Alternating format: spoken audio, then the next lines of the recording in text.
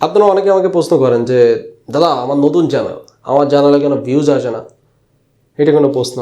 নতুন চ্যানেলে তো নর্মালি ভিউজ আসে না, নতুন চ্যানেলে তো ভিউজ আসে না। আপনি প্রশ্ন করতে পারতেন যে ভাই আমার নতুন চ্যানেল, আমি কীভাবে ভিউজ আনবো, কিছু উপায় বলে দেন। সো নতুন চ্যানেল অ্যাকচুয়ালি ভিউজ আনার কিছু নিনজা টেকনিক আছে, কিছু বিষয় আছে। অ্যাকচুয়ালি এখানে কোনো টিপস না, এটা বেসিক্যালি ইউটিউবের অ্যালগোরিদম আমি শেয়ার করবো, যে ইউটিউবের ভিউয়ের যে অ্যালগোরিদম, ইউটিউবের সাজেশনের যে অ্যালগোরিদম, সেটা কীভাবে কাজ করে। আপনি যদি এইটা বুঝতে পারেন তাহলে আপনার নতুন চ্যানেলে আপনি ভিউজ নিজেই আনতে পারবেন। এবং এখানে আমি যে কথাগুলো বলবো এগুলো অথেন্টিক কথা, এগুলো কোনো এরকম না যে আপনি এই অ্যাপসের মধ্যে ঢুকে একটা ক্লিকে আপনার 10,000 ভিউজ চলে আসলো, এরকম না। এগুলোতে আপনার চ্যানেলের সমস্যা হবে। বাট আমি যে কথাগুলো বলবো, যে উপায়গুলো আপনাকে বলবো, সেগুলো আপনার চ্যানেলের না কোনো সমস্যা হবে, এবং আপনার চ্যানেলে আরও স্ট্রেংথ হবে, আপনার চ্যানেল শক্তিশালী হবে, ঠিক আছে? এবং আপনার চ্যানেল ভবিষ্যতের জন্য আপনি কাজ করতে পারবেন, মানে একটা লং ওয়েতে আপনি কাজ করতে পারবেন যদি আপনি এই বিষয়গুলো জানেন। আর এই ভিডিওটা অনেক ডিমান্ডেবল একটা ভিডিও। ইউটিউব মার্কেটিংয়ের যে কয়টা ভিডিও আছে এর আগে সব থেকে আপনারা বেশি জিজ্ঞাসা করছেন যে ভাই আমি নতুন চ্যানেলে কীভাবে ভিউজ আনতে হয়। কারণ অনেক ক্রিয়েটর আছে যারা একবারে নতুন, যাদের চ্যানেল সাবস্ক্রাইবার নাই, তো তারা অ্যাকচুয়ালি নতুন অনেক সাফার করে ভিউজ নিয়ে, এবং আমি নিজেও করছি। সো অ্যাকচুয়ালি আমার এক্সপিরিয়েন্স থেকে বলবো, ইউটিউবের অ্যালগোরিদম যেগুলো রিসার্চ করে পাইছি সেগুলো নিয়ে কথা বলবো। সব মিলায় খুব ভালো একটা ইনফরমেশন পাবেন, একটু ধৈর্য সহকারে দেখবেন। প্রথমে আমরা বেসিক জিনিসটা শিখে নিই যে অ্যাকচুয়ালি ইউটিউব চ্যানেলে কীভাবে ভিউজ আসে। ইউটিউব চ্যানেলে বেসিক্যালি দুইভাবে ভিউজ আসে। ম্যাক্সিমাম যে ভিডিওগুলো দেখেন না ভাইরাল হচ্ছে, মিলিয়ন ভিউজ আসতেছে, সেই ভিডিওগুলোতে দুইভাবেই ভিউজ আসে বেশি। একটা হচ্ছে সাজেশনের মাধ্যমে, আরেকটা হচ্ছে সার্চের মাধ্যমে। আমি আরও এক্সাম্পল দিয়ে সহজ করে দিচ্ছি। সাজেশনের মাধ্যমে হচ্ছে যদি আপনার সামনে যদি কোনো এরকম কোনো ভিডিও আসে যে মুস্তাক আঙ্কেল তিশাপুর, এরকম কোনো যদি ভিডিও সামনে আসে, তাহলে কিন্তু আপনি সেই ভিডিওতে ক্লিক মারবেন। হ্যাঁ, তো এটা বেসিক্যালি সাজেশনে আসে, আপনার হোম পেজে আসে, কিংবা একটা ভিডিওর সাজেশনে আসে। এই টাইপের যখন আসে, এটা বেসিক্যালি সাজেস্টিভ ভিউজ বলে, মানে সাজেশনের মাধ্যমে। আরেকটা হচ্ছে সার্চের মাধ্যমে। সাপোজ আমি একটা ভিডিও তৈরি করলাম যে how to create YouTube channel, কীভাবে ইউটিউব চ্যানেল খুলতে হয়। এখন এই যে ভিডিওটা তৈরি করলাম, এটা যদি আপনার সাজেশনেও যায়, আপনি দেখবেন না, কারণ আপনার এখন চ্যানেল খোলার কোনো দরকার নাই। আপনি শুধু ভিডিও দেখে তার সময় নষ্ট করবেন না। যখন আপনার চ্যানেল খোলার দরকার হবে, তখন আপনাকে আর বলা লাগবে না আমার। আপনি কি করবেন, আপনি ইউটিউবে যে সার্চ দিবেন যে how to create YouTube channel, then আমার ভিডিওটা যখন আসবে তখন কিন্তু আপনি দেখবেন। তো এটা বেসিক্যালি সার্চের মাধ্যমে। আর এই দুইভাবেই বেসিক্যালি ভিডিও ভাইরাল হয়। অন্যান্য যেসব শেয়ারিংয়ের মাধ্যমে ভিডিওতে ভিউজ আসে, এগুলোতে কিন্তু বেশি একটা ভিউজ আসে না। যেই ভিডিওগুলো দেখবেন মিলিয়ন ভিউজ পার হয়ে গেছে, ওগুলো শেয়ারিংয়ের মাধ্যমে নয়, হয় এগুলো সাজেশনের মাধ্যমে আসে, না হয় এগুলো সার্চের মাধ্যমে আসে, অথবা আরেকটা বিষয় আছে বুস্টিংয়ের মাধ্যমে। ঠিক আছে, বুস্টিং তো ওটা অর্গানিক না, ওটা তো আপনি টাকা দিলে এমনিও পারবেন। ওটা নিয়ে আলাদা কোনো ভিডিওতে কথা বলবো, বুস্টিং কতটা ইম্পর্টেন্ট। বাট আপনি অর্গানিকভাবে কীভাবে ভিউজ আনবেন, এই ভিডিওতে সেই কথা বলবো, মানে টাকা ছাড়া কীভাবে অ্যাকচুয়ালি ভিউজ আনতে হয়। এবং আমি এটা বলে রাখি যে আমার এই চ্যানেলে এমন কোনো ভিডিওতেও আমি কখনো বুস্ট করি, মানে কোনো ভিডিওতে আমি কখনো এই পর্যন্ত বুস্ট করিনি। যা ভিউজ দেখছেন না, সব অর্গানিক ভিউজ, মানুষজন ভালোবেসে আমার ভিডিওগুলো দেখে। ওকে, এখন কথা হচ্ছে যে আপনি প্রশ্ন করতে পারেন যে আমি তো নতুন ক্রিয়েটর, আমার চ্যানেলে সাবস্ক্রাইবার কম, 10-20টা সাবস্ক্রাইবার। সে 10-20টা হয়তো বা আমার ফ্রেন্ডকে শেয়ার করছি, তারা জোর করে সাবস্ক্রাইব করে নিছি, দোস্ত আমার চ্যানেলটা একটু সাবস্ক্রাইব করে দে, ভাইয়া আমার চ্যানেলটা একটু সাবস্ক্রাইব, বড় ভাই আমার চ্যানেল, এইভাবে অন্তত 10-20টা সাবস্ক্রাইব করছি। তারা তো আমার ভিডিও দেখেন, আমি এখন কীভাবে ভিডিও তৈরি করবো? আপনার জন্য সাজেশন হচ্ছে, প্রথম দিকে আপনাকে সাজেস্টিভ ভিডিও তৈরি করতে হবে। এটা আপনি যেহেতু আমাকে জিজ্ঞাসা করছেন ভাই কীভাবে ভিউজ আনবেন, আমি আমার ওপিনিয়ন শেয়ার করতেছি। প্রথমে আপনি অবশ্যই সাজেস্টিভ ভিডিও তৈরি করবেন, যেগুলো সাজেশনে যায়, যেগুলো ট্রেন্ডিং বিষয়। সাজেশনে কোনগুলো যায়? নর্মাল হচ্ছে ট্রেন্ডিং বিষয়গুলো যায়, তা না, শুধু অন্যান্য বিষয়গুলো আসে। সাপোজ আপনি যে কন্টেন্ট দেখেন, আপনি যখন ইউটিউবে কোনো কিছু দেখেন, আপনি দেখবেন ওই টাইপের কন্টেন্ট আসে। সেটা হতে পারে ট্রেন্ডিং বিষয়, হতে পারে এরকম কোনো বিষয়, টেক ভিডিও। আপনি নর্মালি টেক ভিডিও পছন্দ করেন, কোনো পিসি বিল্ডিংয়ের ভিডিও পছন্দ করেন, তো আপনার সামনে কিন্তু ওইগুলো আসতে থাকবে, ট্রেন্ড না হলে ওইগুলো আসবে। নর্মালি হচ্ছে আমরা ট্রেন্ডিং বিষয়গুলো দেখি, হ্যাঁ, এই জন্য বললাম। তো প্রথম দিকে আপনি ট্রেন্ডিং বিষয় নিয়ে কাজ করবেন, মানে রিসেন্ট ইভেন্ট নিয়ে কাজ করবেন, রিসেন্ট যেগুলো চলতেছে ওইগুলো নিয়ে কাজ করবেন। আর একদম এরকম না যে আপনি সার্চেবল কন্টেন্ট প্রথম দিয়ে তৈরি করবেন। আমি রেশিওটা বলতেছি, আমি এটা বলছি, পার্সেন্টেজটা বলছি যে আপনি কত পার্সেন্ট সাজেস্টিভ ভিডিও তৈরি করবেন, কত পার্সেন্ট এসইও ফ্রেন্ডলি, মানে হচ্ছে আপনি সার্চেবল কন্টেন্ট তৈরি করবেন অ্যাকচুয়ালি। তো আপনি হচ্ছে 80% সাজেস্টিভ ভিডিও তৈরি করবেন প্রথম। যদি আপনি নতুন ইউটিউবে আসেন, তাহলে 80% আপনি সাজেস্টিভ ভিডিও তৈরি করবেন, 20% সার্চেবল কন্টেন্ট তৈরি করবেন। কারণ অনেক সময় দেখা যায় যে আপনি যদি সাজেস্টিভ ভিডিও তৈরি করেন, যেগুলো সাজেশনে যায়, তাহলে হঠাৎ করে আপনি যদি 1 মাস বন্ধ রাখেন, তাহলে কিন্তু আপনার ভিডিওতে আর ভিউজ আসবে না। কারণ ট্রেন্ড কিন্তু বেশি দিন থাকবে না। এই যে মুস্তাক আঙ্কেল তিশাপুরে কিন্তু বেশি দিন মানুষজন দেখবে না, আর হয়তো 1 মাস দেখবে, 2 মাস দেখবে, আর কিন্তু দেখবে না। ঠিক আছে, তো একসময় কিন্তু চলে যাবে। কিন্তু সার্চেবল যে কন্টেন্টের কথা বললাম, যেমন how to create YouTube channel, এই টাইপের ভিডিও কিন্তু চলতেই থাকবে, মানুষের যখনই দরকার হবে তখনই কিন্তু সার্চ দিয়ে দেখবে, তো ওগুলো ভিউজ আসতে থাকে। আরেকটা ইউটিউবের অ্যালগরিদম কি জানেন, যে আপনার চ্যানেলের যে ভিডিওই হোক না কেন, যে কোনো ভিডিওর যদি ভিউজ একবারে কমে যায়, সাপোজ 10টা ভিডিও আছে, 10টা ভিডিও হঠাৎ করে আর কেউ দেখতেছে না, মানে আপনি ট্রেন্ডিং বিষয় নিয়ে তৈরি করলেন, ট্রেন্ড চলে গেছে, আপনি আর ভিডিও তৈরি করতেছেন না, আপনার 10টা ভিডিও ওইগুলো আর কেউ দেখতেছে না, ঠিক আছে, তখন কিন্তু আপনার চ্যানেল ডাউন হয়ে যাবে। আবার 1 মাস পরে যখন আপনি ভিডিও ছাড়বেন, আবার ওই গোড়া থেকে আপনার ভিউজ আসবে, আবার প্রথমের মতো 10, 20টা, 30টা করে ভিউজ আসবে। এটা কিন্তু ইউটিউবের একটা অ্যালগরিদম, ঠিক আছে। বেশি দিন অফ রাখলে, বেশি দিন অ্যাক্টিভ না থাকলে আপনার চ্যানেল দেখবেন যে ডাউন হয়ে যায়। তো অবশ্যই আপনারা 80% সাজেস্টিভ কন্টেন্ট তৈরি করবেন, 20% সার্চেবল কন্টেন্ট তৈরি করবেন। এখন আসি যে সাজেস্টিভ কন্টেন্ট যখন আপনি তৈরি করবেন তখন কোন দিকে বেশি ফোকাস করবেন।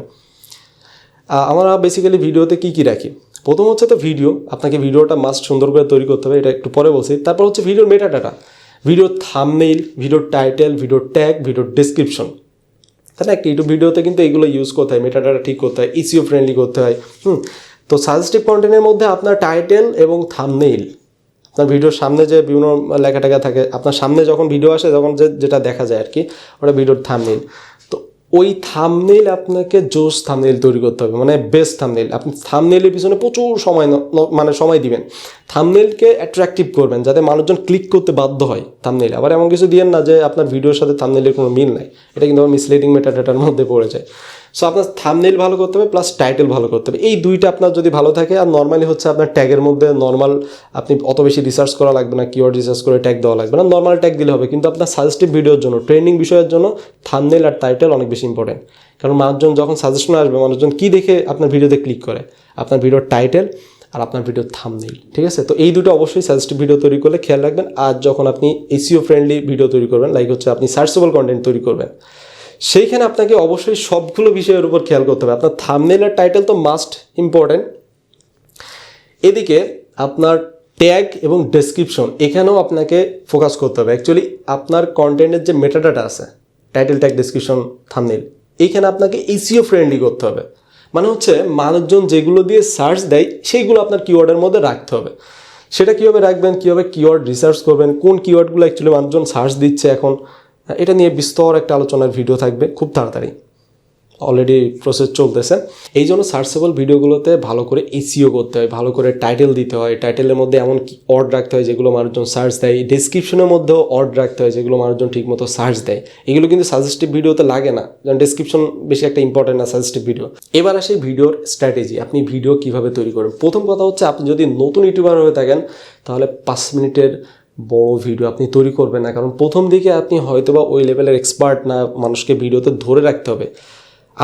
আপনার জন্য বেস্ট হয় আপনি যত মিনিটের বানাবেন সেরকম যেন আপনার অডিয়েন্স থাকে আপনার ভিডিওর মধ্যে। আপনি 10 মিনিটের ভিডিও তৈরি করলেন, অডিয়েন্স 1 মিনিটও থাকলো না, তাহলে কিন্তু ওটা কোনো লাভ নেই 10 মিনিটের ভিডিওতে। তার থেকে আপনি 1 মিনিট ভিডিও তৈরি করেন, যে 1 মিনিট মানুষজন থাকে, যেটুকু সময় আপনি রাখতে পারেন।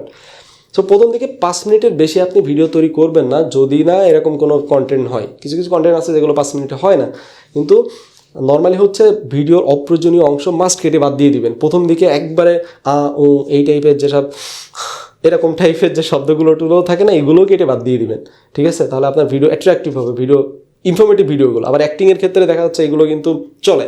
তো অনেক সময় দেখবেন যে অনেক ক্রিয়েটর ভিডিওর মাঝখানের কিছু অংশ কেটে প্রথমে দিয়ে দেয়, একটা ফানি জিনিস কিংবা একটা মেইন জিনিস ওটা প্রথমে এনে দেয়, ঠিক আছে, যাতে ওইটুকু দেখে ভিডিওটা শেষ পর্যন্ত মানুষজন দেখে। এটা কিন্তু ভিডিও তৈরি করার স্ট্র্যাটেজি। তো এই টাইপের কন্টেন্ট তৈরি করবেন। 2 নম্বর হচ্ছে, অনেকে জিজ্ঞাসা করবেন যে ভাই প্রথম দিকে কি শর্টস ভিডিও তৈরি করা ভালো হবে, প্রথম দিকে লং ভিডিও?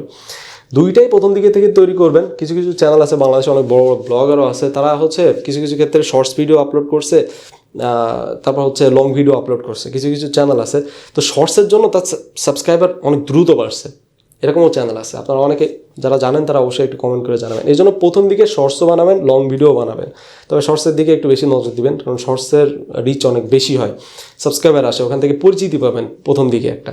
আগে পরিচিতি, তারপর হচ্ছে আপনার ভিউজ এমনি আসবে, ঠিক আছে। তো প্রথম দিকে শর্টস তৈরি করবেন। 3 নম্বর হচ্ছে, যেটা সবাই স্কিপ করে দেয়, সবাই মানে 99% পাবলিক হচ্ছে স্কিপ করে দেয়, ওই বিষয়ের দিকে নজরই দেয় না, সেটা হচ্ছে ড্রেস আপ। যদি আমি নিজেও হচ্ছে ওই বিষয়ে স্কিপ করে দিই। ড্রেস আপটা অনেক ইম্পর্টেন্ট আপনার ভিডিওর জন্য। প্রপার ড্রেস আপ অনেক ইম্পর্টেন্ট, ঠিক আছে? আপনি যদি পরিচিত না হন, আপনি যদি অলরেডি পপুলার না হন, নতুন ক্রিয়েটর হন, তাহলে আপনার জন্য ড্রেস আপটা অনেক ইম্পর্টেন্ট। আমি একটা এক্সাম্পল দিলে সহজ করে বুঝবেন। সাপোজ আপনার হচ্ছে জ্বর আসছে, হ্যাঁ, আপনি জ্বর কীভাবে ঠিক করতে হয় এটা নিয়ে আপনি ইউটিউবে সার্চ দিলেন।